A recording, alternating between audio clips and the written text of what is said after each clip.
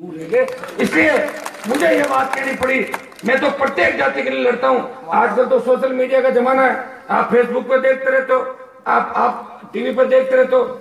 जहां भी राजस्थान का किसान तकलीफ के अंदर है, चाहे ट्राइबल बेल्ट के अंदर गरासियों को तकलीफ पड़ी, मीणा बेल्ट के अंदर, अगर मीणाओं ने मुझे याद किया, गुजरों के ऊपर जब गोलियां चल रही थी तब भी भारतीय जनता पार्टी में बेटा जी और हम थे, और मैंने भाजपा में रहते हुए भी कहा कि वसुंधरा गुजरों पे गोलियां बरसाना बंद करे।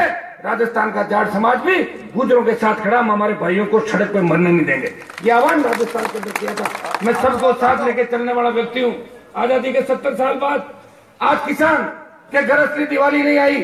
जिन मुद्दों को लेके लोगों ने शहादत दी, इस देश को आजाद कराने के लिए हमारे रणबांकुर इस फांसी के फंदे पे लटके, फांसी को उन्होंने उसके गले लगा लिया। लेकिन 70 साल बाद भी इस देश और प्रदेश के अंदर आजादी नहीं आई। असली आजादी जब आएगी जब किसान का राज होगा।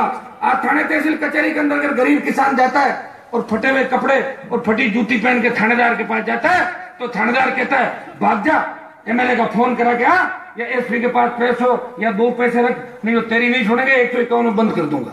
ये एक नहीं हालात राजस्थान। अब इन हालात को ठीक करने के लिए कोई तेजाजी महाराज अवतार नहीं लेंगे।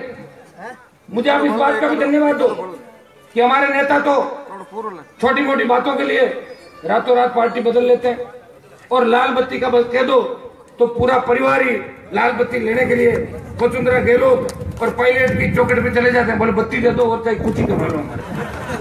लेकिन हनुमान बेनीवाल ऐसा व्यक्ति है जो आपके लिए लड़ रहा है, और अब तो लड़ के इतना पक्का हो गया, जब तक 1-2 लड़ाई मुझे मिलती नहीं तो मुझे रात को नींद नहीं आती, इसलिए मैं लड़ाई ढूंढता रहता हूँ राजस्थान।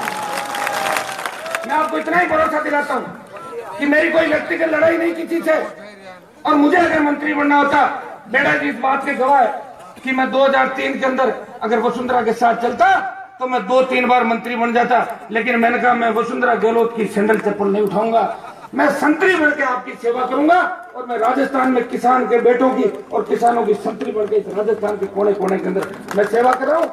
और इसी का परिणाम है कि आज राजस्थान का जवान और किसान मुझे दोनों हाथों से आशीर्वाद दे रहा है। धौलपुर से लेकर जैसलमेर तक, हनुमान बेनीवाल किसी भी इलाके में चला जाए तो 500-700 हजार जवान और किसान मेरी बात सुनने के लिए पार्टियों को छोड़ के आ जाते हैं और मेरा स्वागत करते हैं। ये तेजा जी की बहुत बड़ी कृपा मेरे ऊपर है, और जितनी तेजा जी की कृपा है उतनी भोपालगढ़ और जोधपुर के जवान किसानों की मेरे ऊपर कृपा है। आप तो जानते हो जब आपके यूनिवर्सिटी के चुनाव होते हैं, बाकी लोग तो पार्टियों की वजह से खुला प्रचार नहीं कर पाते, लेकिन मुझे जब भी युवा बुलाते हैं तो मैं युवाओं के वोट मांगने के लिए पार्टियों को ऊपर रख के उनकी बात कहने के लिए जोधपुर विश्वविद्यालय की सड़कों से लेकर वहां संघर्ष हमेशा करता हूं। जब भी इन जवानों ने मुझे याद किया, मुझे आज भी याद है कि मारवाड़ के अंदर जब भी मजबूती की बात चलती है, किसान आंदोलनों की बात चलती है, तो सबसे पहले भोपालगढ़ याद आता है, क्योंकि लेवी आंदोलन के अंदर भोपालगढ़ के किसानों ने सीने पे गोली खाके इस राजस्थान की सामंती सरकार को उस समय झुकाया था, और लेवी किसानों की राजस्थान के अंदर माफ कराई थी। ये भोपालगढ़ के जवान किसान है। मैंने भोपालगढ़ वालों की एक बात देखी है, ये चाहे जिसको हीरो बना देते हैं और चाहे जिसको जीरो बना देते हैं। अभी तो आपका मूड मेरे लिए तो ठीक कर, तो मैं तो यही मानू मेरे को आगे रह जाऊंगा। और आपका जोश देख के मैं खुद चार्ज होता रहता हूँ। कई बार सरकार बहुत पीछे पड़ी, आप तो जानते हो कि वसुंधरा तो ये कहती है कि मेरा कांग्रेस से कोई झगड़ा नहीं, मैं हनुमान को नहीं देखना चाहती।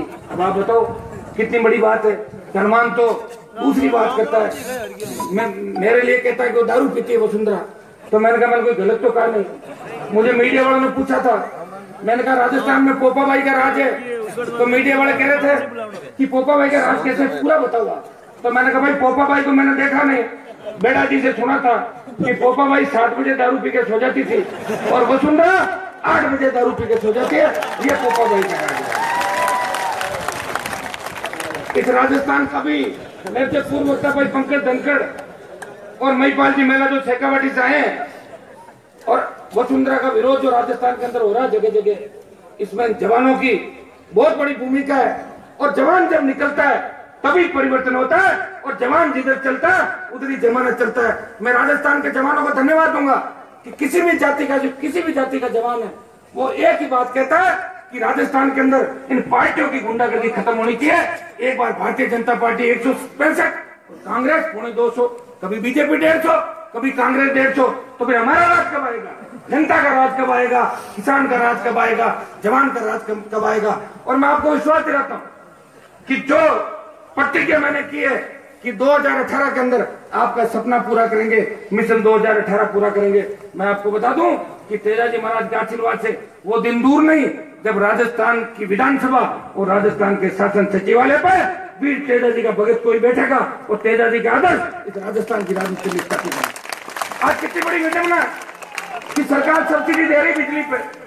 मैं ये नहीं कहता, सरकारें जो बिजली खरीदती है जिस दर के अंदर, उससे कम दर पे किसान से पैसा लेती है। तो हमारा ये कहना है कि अगर राजस्थान के किसान को सरकार मजबूत करना चाहती है, वसुंधरा अगर राजस्थान को रिसर्जेंट करना चाहती है, तो उद्योगपतियों को और राजघरानों को रिसर्जेंट करने से राजस्थान का किसान जवान रिसर्जेंट नहीं होगा। सबसे पहले राजस्थान के किसान को मजबूत करना होगा, और अगर राजस्थान के किसान को मजबूत करना है तो सबसे पहले राजस्थान के किसान का जितना भी कर्जा है वो राजस्थान की सरकार किसान का कर्जा माफ करे, ताकि किसान की आर्थिक व्यवस्था ठीक हो। दूसरी हमने कही कि भारतीय जनता पार्टी के लोग रोज मोदी के गीत गाते हैं कि गुजरात में मोदी जी ने ये कर दिया, वो कर दिया। वसुंधरा कहती रहती है कि मैं तो मोदी के पीछे हूँ। अरे तो भाई मोदी के पीछे तो मोदी ने दारू बंद कर दिया, वहाँ तू कर दे यहाँ पे राजस्थान में दारू बंद थोड़ा किया। और अगर दारू बंद नहीं कर रही है तो दारू से 20,000 करोड़ रुपए वसुंधरा सरकार कमाती है। आप तो 7,000 करोड़ रुपए बिजली के मामले में सब्सिडी दे दो, इस राजस्थान के अन्नदाता की पूरी बिजली माफ हो जाएगी। ये बात हम राजस्थान की विधानसभा और सड़कों पे करते हैं। मैंने तो विधानसभा के अंदर ये भी बात कही थी कि बिजली थानों की क्या आवश्यकता है। अगर कोई एक आदमी एक अपराध करता है तो उसको एक सजा मिलती है। आप सीट भी भरते हो, किसान को जेल में भी डालते हो, या तो सीट भर लो या जेल में डाल दो। इस राजस्थान के इन बिजली थानों को उठा के वसुंधरा अपने ससुराल धौलपुर ले जाओ।